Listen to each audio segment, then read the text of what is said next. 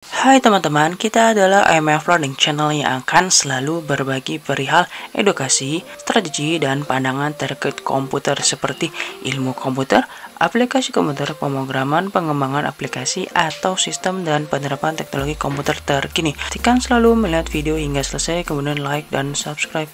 Halo guys, kembali lagi di channel IMF Learning.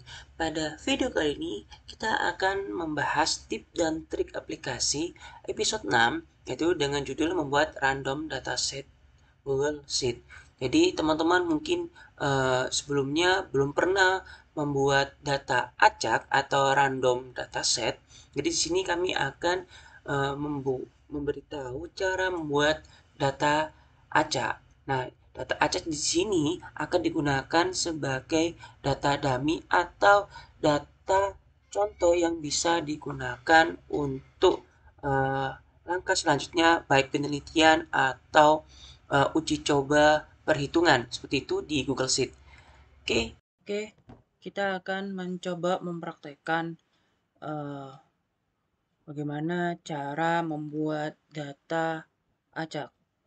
Oke, di sini ada 4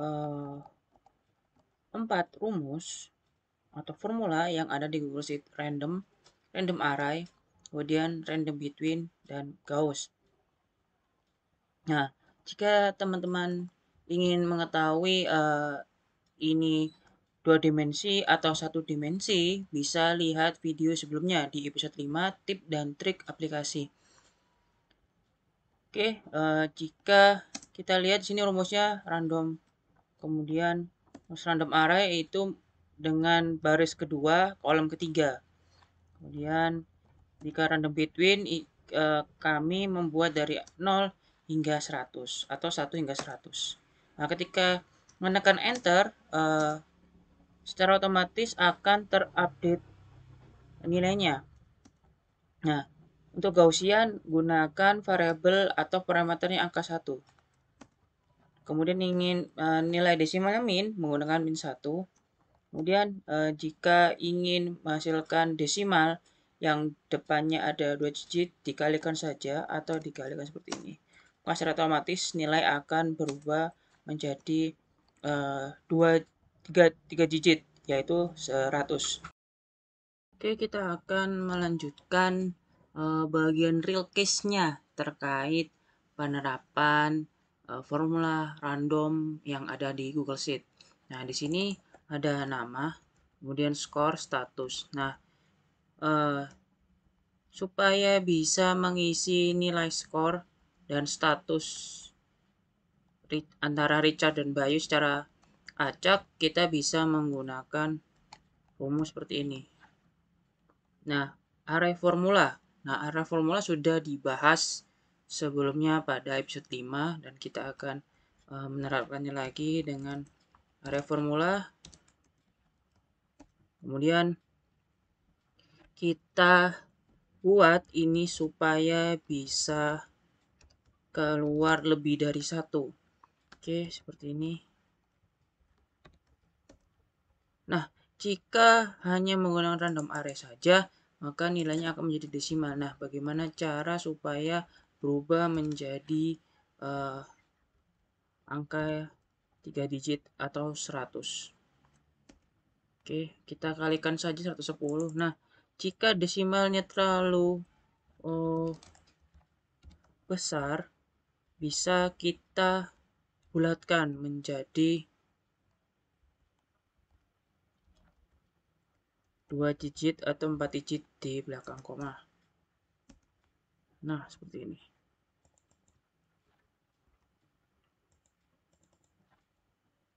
Nah, jika belakangnya 0, maka bisa diabaikan. Oke. Selanjutnya, untuk mengecek bahwa skor ini sudah terisi, maka kita akan membuat kondisi di status. Jadi, jika kolom itu kosong, maka akan keluar teks lazy person. Nah, jika di kolom ini ada nilainya, maka akan dimasukkan pada if else. Oke, kita akan coba tekannya. Kita kopas formula di sini. Kemudian kita pindah posisinya pada 2.3 sini. Oke, terus kita akan ganti juga ini jadi 23. Ini 23. Ini 23. Oke.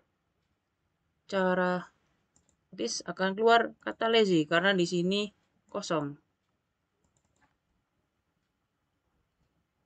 Nah, karena ini di sini kosong. Supaya sesuai, kita akan pindah di sini dan kita akan coba lagi di sini.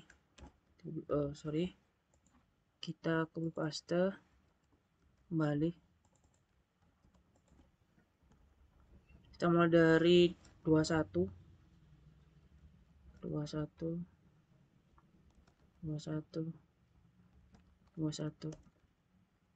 Nah, seperti ini. Kemudian kita bisa tarik untuk keluarkan outputnya. Nah, secara otomatis akan kosong. Oke, selanjutnya kita akan menerapkan array formula dengan Gauss dan random array. Jadi kita akan membuat persentase, outputnya tidak satu tapi lebih dari satu. Jadi mungkin teman-teman ada yang ingin membuat persentase atau desimal, kemudian outputnya bukan satu tapi ada sekitar 100 kolom misalnya 100 baris dan 1 kolom seperti ini. Nah, kita bisa buat seperti ini.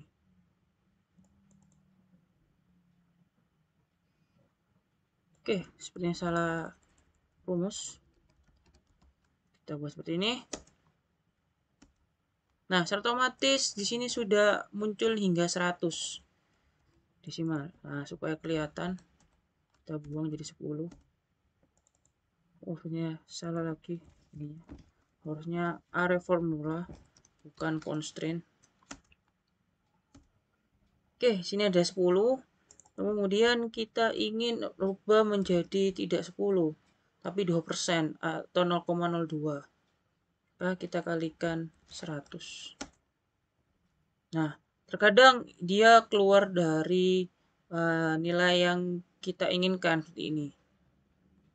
Oke, karena kita tidak ingin nilai terlalu tinggi, bisa kita kalikan 10.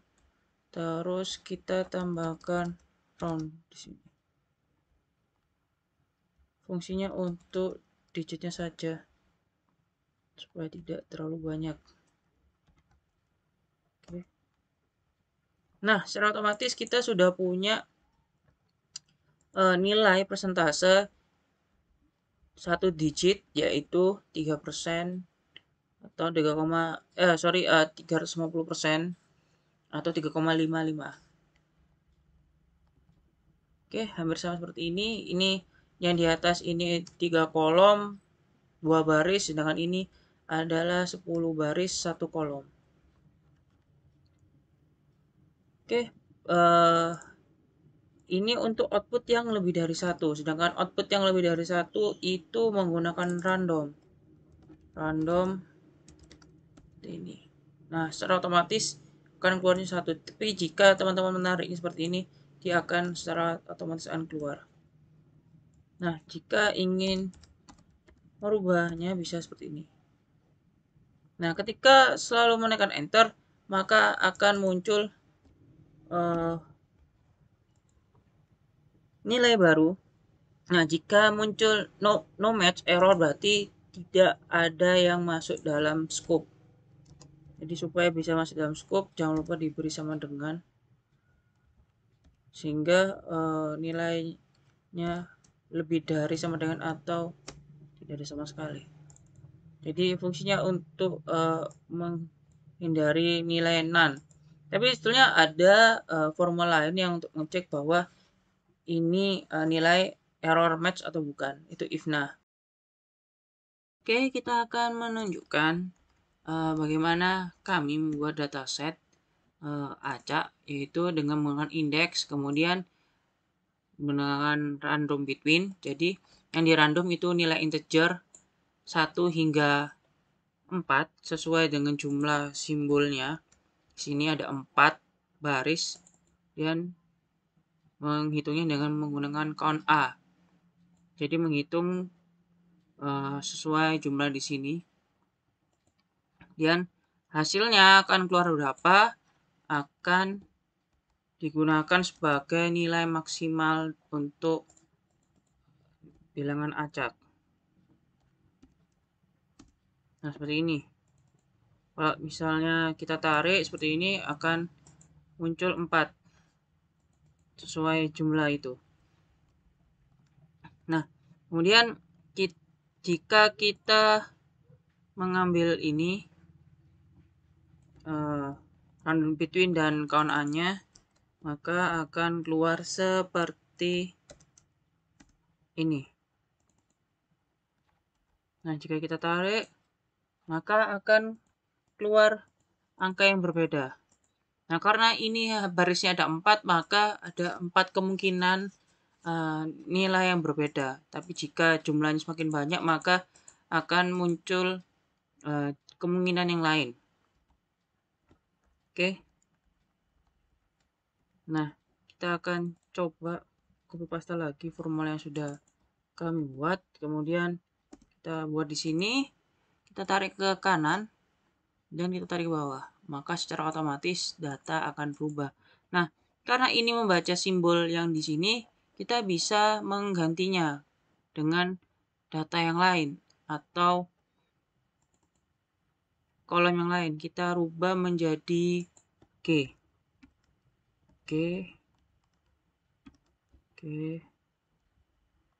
Jadi awalnya simbol berubah menjadi kata. Nah, seperti ini. Kita akan tarik dan kita akan tarik ke bawah lagi. Nah, secara otomatis akan berubah.